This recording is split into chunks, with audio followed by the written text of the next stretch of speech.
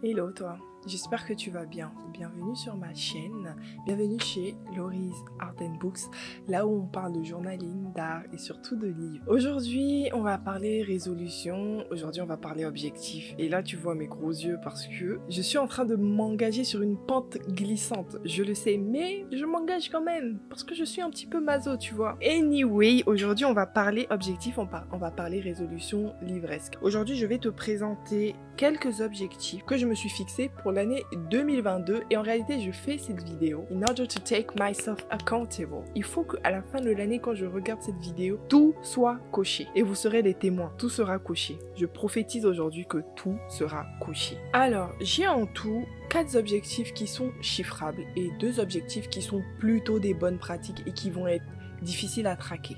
Mon premier objectif est tout simple. À la fin de cette année 2021, oui parce qu'on est toujours en 2021 quand je filme ça, à la fin de cette année 2021, je me suis rendu compte que j'ai lu des livres qui provenaient en tout de, je crois, une dizaine de nationalités, 9, 10, un truc comme ça. De toute façon, je sortirai une vidéo statistique que je vais mettre, dont je vais mettre le lien ici si elle est déjà sortie et si elle n'est pas sortie, bah, elle sortira bientôt, excuse-moi. Ouais, donc j'ai lu des livres qui provenaient de un peu moins de 10 pays et j'étais assez déçue de moi parce que j'avais l'impression d'être quand même assez diverse sur mes livres. Je trouve que c'est pas assez.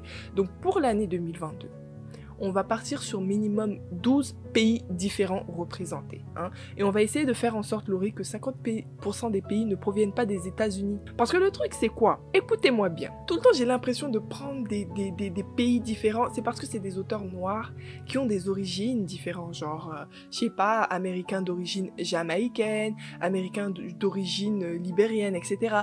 Sauf que quand tu cherches, bah ces auteurs-là, ils sont nés et ils ont grandi aux États-Unis. Est-ce que ça fait partie de la littérature libérienne dans ce cas? Est-ce que ça fait partie de la littérature, je sais pas moi, sud-africaine dans ce cas?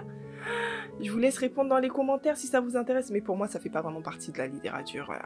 À la limite, si c'est des auteurs où tu sens dans leur lifestyle qui sont très très connectés à leur pays, dans le sens où ils y vont régulièrement, on les voit là-bas, ils ont des pratiques qui sont visuelles, enfin visibles en tout cas, qui sont de là-bas, etc. Ils parlent leur langue, tout ce que tu veux. Enfin, à la limite, là, tu vois. Mais des auteurs où, voilà, origine libérienne, mais toi-même, tu n'es jamais allé là-bas. I don't know.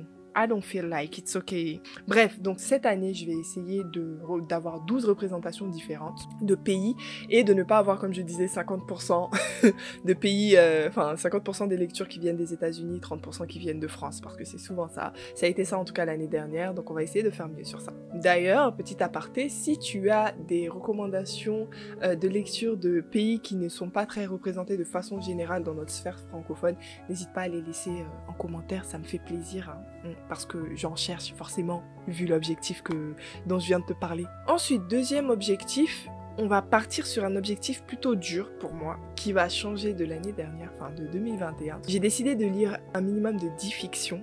Non, c'est le contraire. Un minimum de 10 non-fictions. Mon cerveau, il veut pas. Ça c'est un lapsus révélateur. Bref, j'ai décidé de lire un minimum de 10 non-fictions cette année. Je vous explique pourquoi je pense que ça va être dur pour moi. Parce que pour moi, les non-fictions, entre guillemets, simples à lire, et je le dis parce que j'en ai, c'est le développement personnel. And I hate it. Je n'aime pas le développement personnel. Il faudra peut-être qu'un jour je fasse une vidéo. Ah, peut-être lors d'un vlog, j'en parlerai mieux de mon rapport avec le développement personnel, mais j'en ai lu, hein, ne vous inquiétez pas, j'en ai lu beaucoup même, mais en tout cas, le développement personnel mainstream, parce que je sais qu'il y a du bon dedans, il y a certains développements personnels qui sont écrits par des personnes qui sont très qualifiées, et en fait, c'est classé développement personnel, mais c'est limite de la science qui peut te servir à te développer. Mais le développement personnel mainstream, je suis désolée, c'est des porte ouverte qu'on enfonce la plupart du temps. On te dit des choses qui sont évidentes ou alors c'est de la culpabilisation. Enfin, il y a beaucoup de bullshit dedans. Hein. C'est pas la peine d'essayer de me convaincre dans les commentaires. Pour l'instant, je suis convaincue que 80% du développement personnel pour moi, c'est du bullshit. Et il y a 20% de très bon développement personnel. Bref, j'ai décidé de lire 10 non-fictions et du coup, pour moi, les non-fictions, ça sera plus de la philo. J'aime beaucoup la philo. des ouvrages scientifiques, hein. De toute façon on a vu que je gravite autour de ça, et j'aime pas non plus les autobiographies, donc j'aurai pas d'autobiographie, donc ça fait que tout ce qui est philo et sciences, bah, c'est quelque chose d'en général assez lourd, et pour lequel tu es obligé de faire des petites recherches pour comprendre, donc je sens que ça va être dur. C'est pour ça que je me suis fixé 10, je trouve que c'est raisonnable, c'est pas non plus un par mois, j'ai 2 mois de, voilà, de largeur quoi, pour me faire plaisir et ne pas du tout en lire. Bref, je parle trop. Troisième objectif chiffrable, ça va être de lire au moins un livre que je reçois dans des box par mois. Donc je suis abonnée actuellement à une seule box, la box Illumicrate, qui m'a déjà envoyé 4 plus 3, 7 livres, donc c'est pas mal, et j'en ai lu aucun jusque là. Franchement j'ai honte, vous avez raison si vous me call out, enfin dans les commentaires, j'ai honte, mais j'en ai lu aucun. J'ai aussi des livres que j'ai reçus de la box de Olivia des Roseaux Pourpres, c'était l'année dernière, enfin plutôt dans l'année. En gros j'en ai 4 à lire, donc ça fait que j'ai pas mal de livres que je reçois dans des box, et je les ai pas encore lus, sauf ceux d'Olivia. Il y en a un quand même que j'ai bien avancé, c'est juste que je l'ai pas fini, parce que c'était quand même lourd. Bref, c'était une non-fiction du coup qui était assez lourde. Et du coup cette année, vu que je paye cher ma box Illumicrate là, il faut que chaque mois je lise au moins un livre qui me vient d'une box. Donc comme je disais, il y a ceux qui sont venus des Roseaux Pourpres qui sont là que je vais lire, et il y a ceux d'Illumicrate aussi. Mais en gros, à partir de 6 mois, donc juin 2022, je vais faire le bilan, et si j'ai pas suivi du tout cet objectif, je pense que je vais me désabonner de la Illumicrate parce qu'elle est quand même pas mal chère. Et le dernier objectif qui est chiffrable, il s'agit du 12 Challenge qui a été lancé sur Bookstagram par Shadow Booker. Je ne connais pas cette influenceuse de façon personnelle, je ne la suivais même pas avant de savoir son challenge. Mais en gros le challenge, tu as dû le voir passer en tout cas sur Bookstar, c'est celui-là. Je vais te mettre le template qui a été rempli.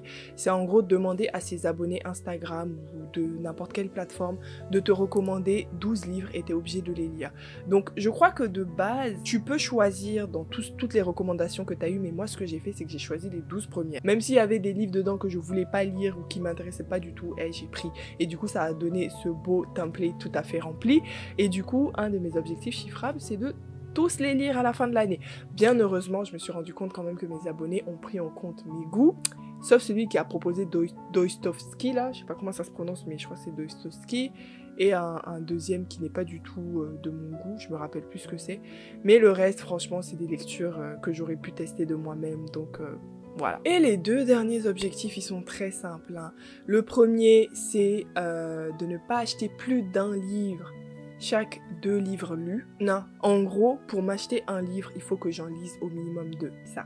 En gros, mon but, t'auras compris, hein, c'est descendre ma palle. Et le problème n'est pas de descendre ma palle, le problème est de moins acheter.